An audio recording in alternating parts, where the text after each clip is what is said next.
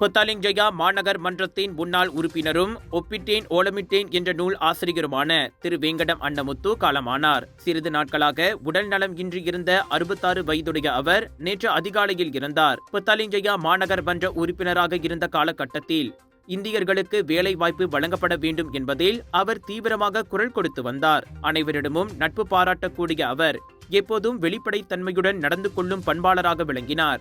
நல்ல சமூக சிந்தனையாளராகவும் பல துறைகளில் ஆளுமை நிறைந்தவராகவும் விளங்கிய அவர் இந்திய மாணவர்களின் பல்கலைக்கழக வாய்ப்புகள் சிறந்த தேர்ச்சி பெற்றிருந்தும் பல மாணவர்களுக்கு உள்நாட்டு பல்கலைக்கழகங்களில் மருத்துவம், பொறியியல், பல் மருத்துவம் போன்ற துறைகளில் வாய்ப்பு கிடைக்காத அவலங்களை ஒப்பிட்டேன் ஓலமிட்டேன் என்ற தலைப்பில் மலேசிய நண்பனில் அவர் தொடர் கட்டுரையாகவே எழுதி வந்ததோடு அது வாசகர்களின் பலரது பாராட்டியும் பெற்றது.